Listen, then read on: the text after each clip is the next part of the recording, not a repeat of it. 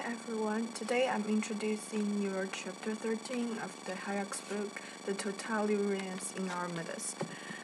In this chapter, Hayek basically talks about the totalitarians in Germany in the 19th century, and there are many features closely related to totalitarians.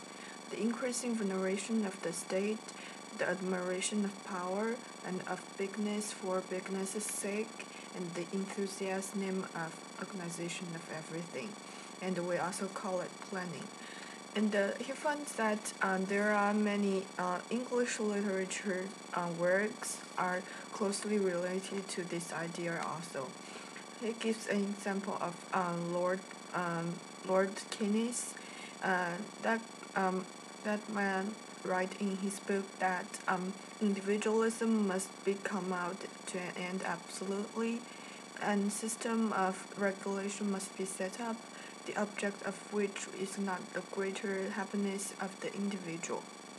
And Lord Keynes also says that foreign investment, immigration, and the industrial policy, which in recent years had regarded the whole world as a market, are too dangerous.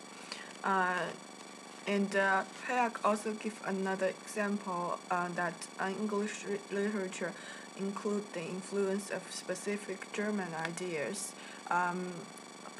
He gives an example of Professor E.H. Kars. Uh, he says that a realist who makes morally is the one who makes morality a function of politics, and who cannot logically accept any standard of value save that of fact.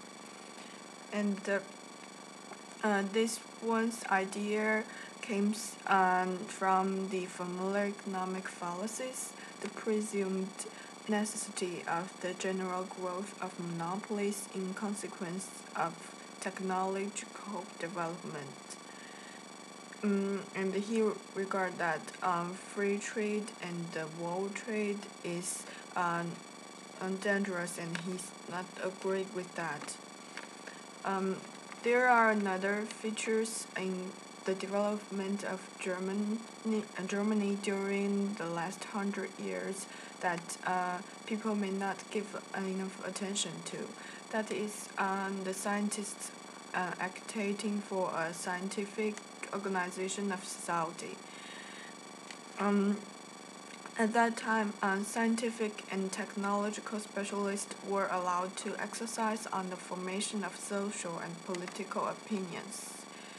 And superstition of science held to be competent in all domains, including that of morality, a superstition which, I repeat, is an acquisition of the 19th century.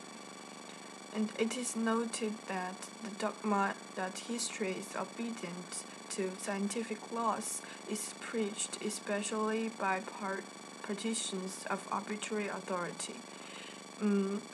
This idea is natural since it eliminates two realities they most hate: human liberty and the historical action of the individual.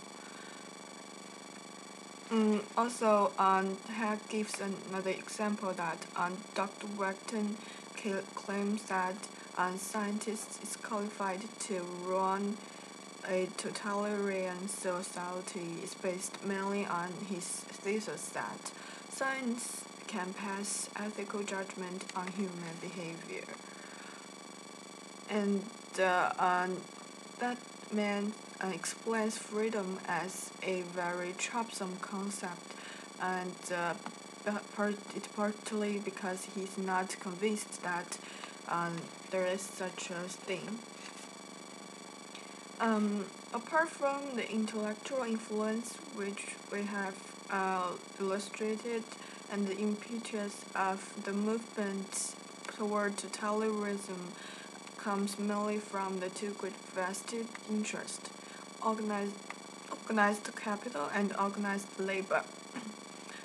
Probably the greatest menace of all is that the fact that the policy of these two most powerful groups point at the same direction.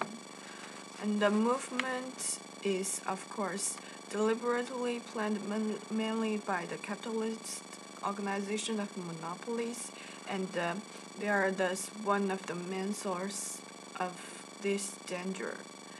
And the aim is of those two interest groups is appear as a semi-independent and self-governing estates. The fatal development was that they have success in enlisting the support of an ever-increasing number of other groups, and with their help in obtaining the support of the state. Monopolies not only get the support from many other groups and people, they also get the support of the government. And there is a serious reason for doubt whether even in those cases where monopoly is inevitable, in the best way of controlling it is to put them in hands of the state. If there is only a single industry in this question, maybe it is well to put them in hands of the state.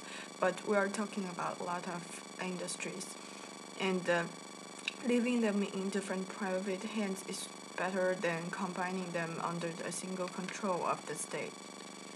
And the problem of monopoly would not be difficult as it is if it were only the capitalist monopolist whom we have to fight, but also the organizations and the people behind them who are supporting them. The recent growth of monopoly is largely the result of a deliberate collaboration of organized capital and organized labor, where the privileged groups of labor shared in the monopoly profits at the expense of community, and particularly at the expense of the poorest, those employed in the less well-organized industry and the unemployed. Basically, in this chapter, Hayek talked about the totalitarians appeared in English literature works, and the scientists' influence in Germany at that time, and the monopolist. Thank you.